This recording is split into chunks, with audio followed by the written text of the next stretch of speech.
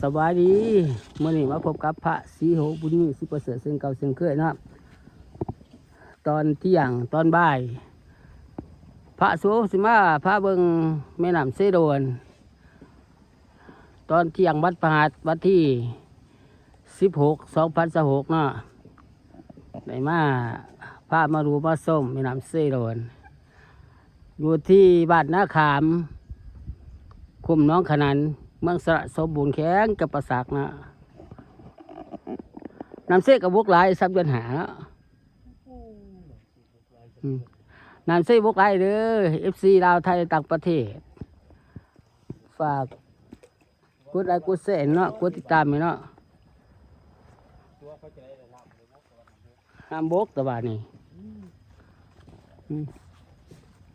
พามาดูมาชมแม่น้ำเสโดน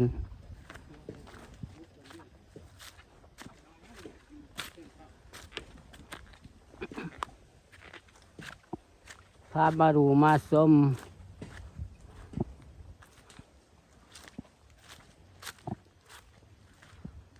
มาดูมาชมบรรยากาศแม่น้ำเสโดน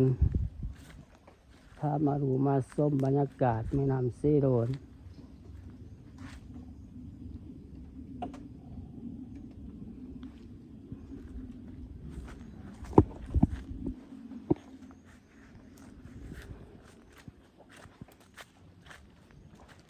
บรรยากาศ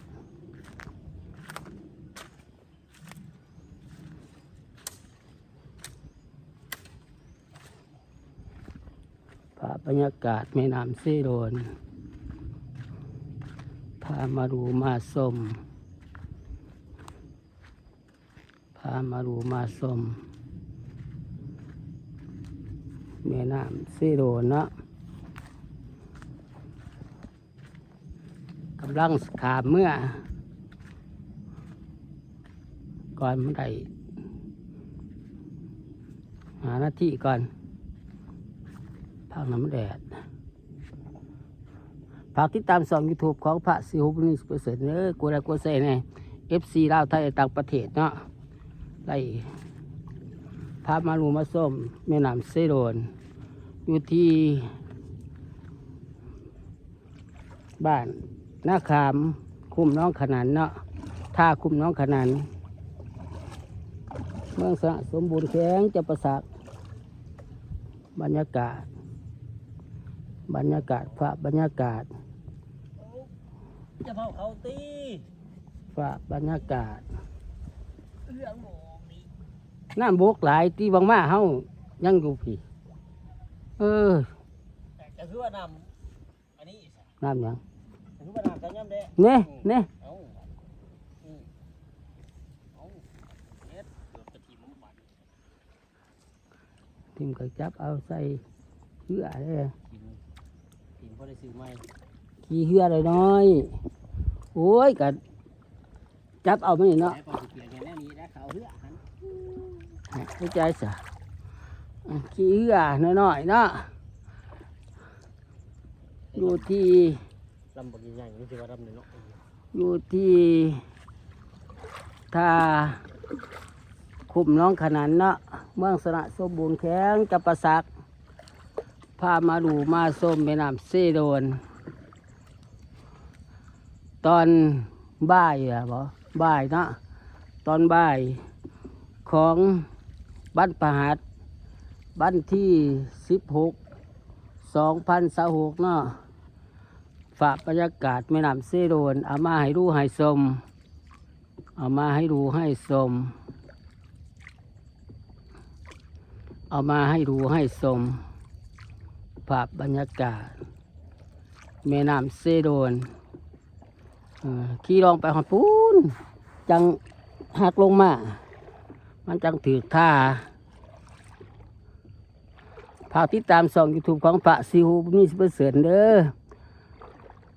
กดไลค์กดแชร์ใน FC ลาวไทยและต่างประเทศฝากติดตาม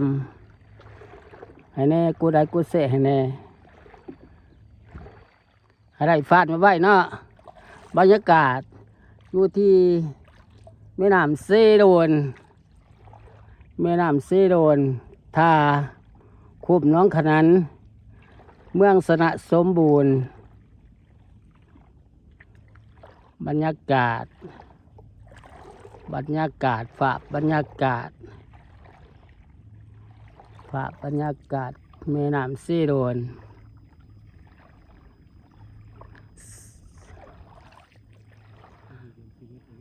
น้ำใดฮะพูน่ะ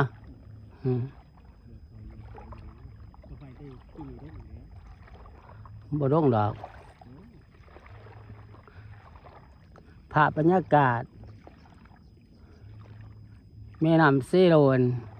ภาพมาดูมาส้มบรรยากาศแม่น้ำเซโดนเนาะของบรรพหัสวันที่16/2026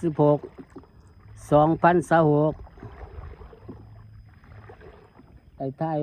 ภาพบรรยากาศมาให้ดูให้ชม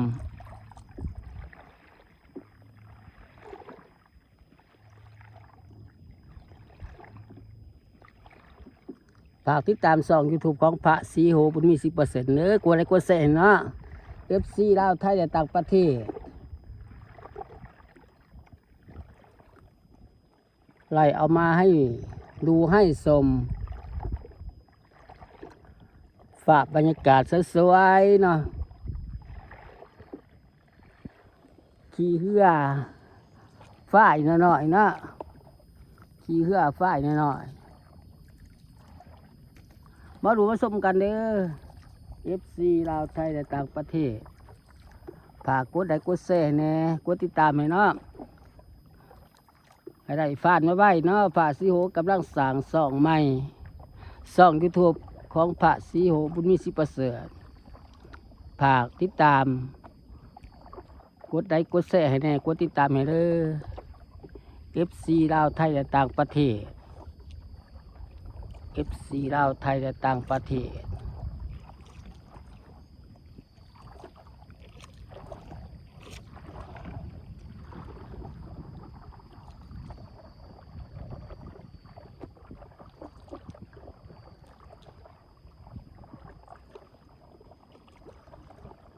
ไหลแหงหักบกลายบางสาวถึงยังอยู่ผู้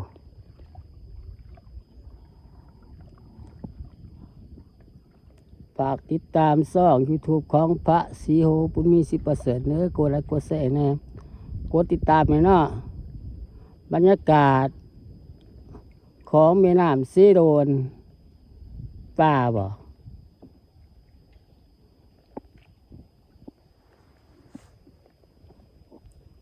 บรรยากาศของแม่น้ำเซโดน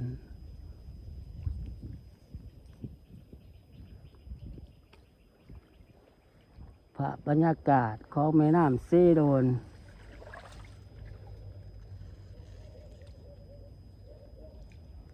ภาพบรรยากาศของแม่น้ำเซโดนขึ้นกระยากได้นั่นแจ้งกับคุณก่อนภาพบรรยากาศของแม่น้ำเซโดนนี่